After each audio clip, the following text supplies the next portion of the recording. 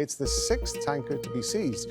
The U.S. says it's targeting what's being called Venezuela's shadow fleet. The U.S. seized another oil tanker. You can see the seizure of the ship there. As the American Armada closed its net around Venezuela, numerous vessels laden with hundreds of millions of dollars of oil made a run for it. This is part of the growing problem known as the ghost fleet. The name may seem supernatural. The moonlight shows us for what we really are. But it's a very real world involving fake flags, zombie ships, and Nicolas Cage. You, over the side, we're changing the name. We'll get to that in a bit. But first, what is the ghost fleet, also known as the dark fleet or shadow fleet? According to the financial intelligence firm S&P Global, as many as 1 in 5 oil tankers worldwide are smuggling oil from sanctioned countries. And this epidemic of illegal ships has consequences for us all. 90% of world trade happens by sea. That means no shipping, no shopping. Assume that the oceans are wide open, open for trade and commerce. Now, all of a sudden, that may not be as true as in the past. So, how do these ships operate? Let's take the case of the Bella 1, which changed its name to the Marinera, a typical ghost ship move. This was the oil tanker that fled from Venezuela, only to be boarded and seized by the U.S. near Iceland. Ian Ralby is a maritime lawyer and president of a company that helps shipping companies navigate emerging threats.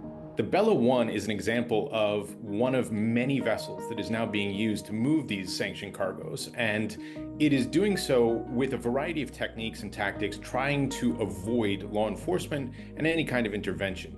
And the Bella 1 is far from alone. Michelle Bachman works for Windward, a company that surveys and tracks maritime activity. Over the fourth quarter, we had record levels of deceptive shipping practices such as flag hopping, GPS jamming. As Iran and Russia in particular look to get around restrictive sanctions, the ghost fleet business has been booming. Their sole purpose is sanctions evasion and shipping sanctioned oil. When we talk vessels, we're talking principally about oil tankers then. Yeah, internationally trading crude oil tankers. There's a cohort of maybe about 1,400 that we keep an eye on. That's right, 1,400. Now you might be wondering, how does a rogue oil tanker that's about 300,000 tons hide? So let's take a typical vessel of the ghost fleet. Usually it's an older ship near the end of its economic life. It likely wouldn't pass inspection or qualify for insurance at home, so instead they stay out at sea and become ghosts. Now, a legally operating vessel can be mainly identified by 3 ways: the name, the flag it's flying, and the AIS, or Automatic Identification System. That's a transponder that broadcasts information about the ship.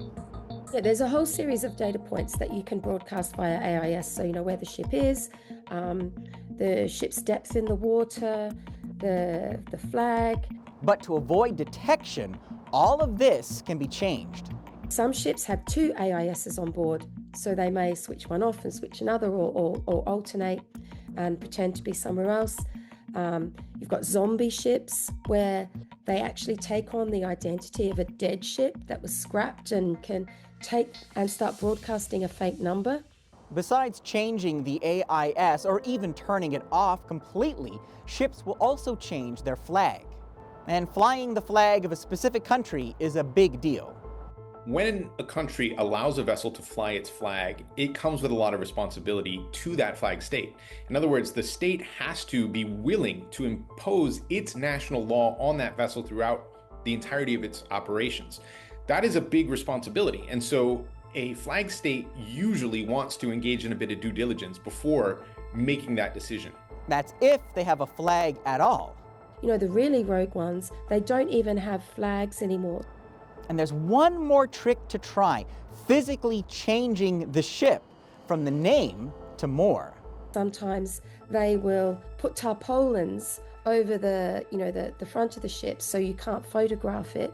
Or so if you're looking via satellite, they might paint the deck of the ship a different color.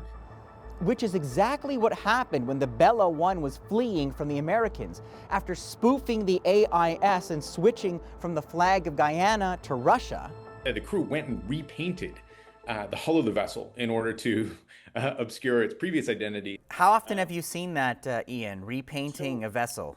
So this is a technique we've seen a lot more frequently used by criminals since the release of Nicolas Cage's movie The Lord of War, where famously in the movie we see somebody go over the side of the vessel to repaint the name of the ship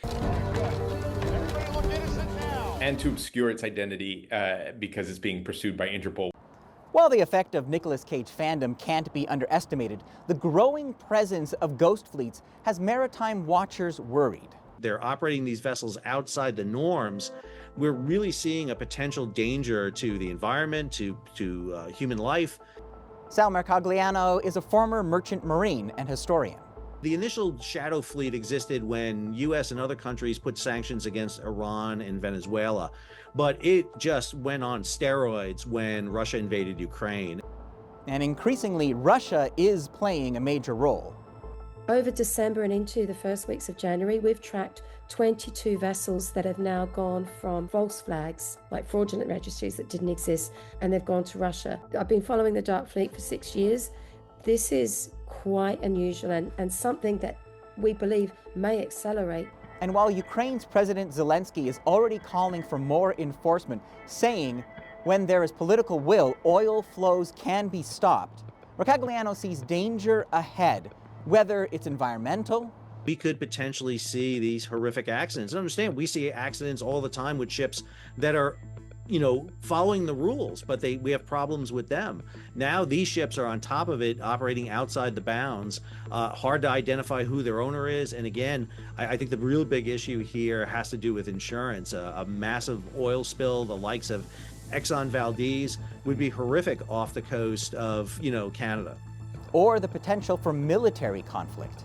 When you engage in a boarding operation of a tanker, particularly a tanker that is known to have deficiencies on its standards of operation, safety, environmental concerns and controls, there are all kinds of things that could go wrong, from injuries to deaths to catastrophic spills. And when you then add in foreign military escorts, you end up with a potentially volatile picture that could bring two states into armed conflict with each other out at sea. Already there have been instances of Russian military involvement, from the submarine that was reportedly escorting the Bella 1 to a Russian fighter jet that appeared when the Estonian Navy intercepted a suspected Ghost Fleet tanker. But Michelle Bachmann isn't worried about escalation. She says we should be thanking the United States. The US is doing the international maritime community a favor by removing these vessels from trade because of their, highly dangerous condition. They're an accident waiting to happen.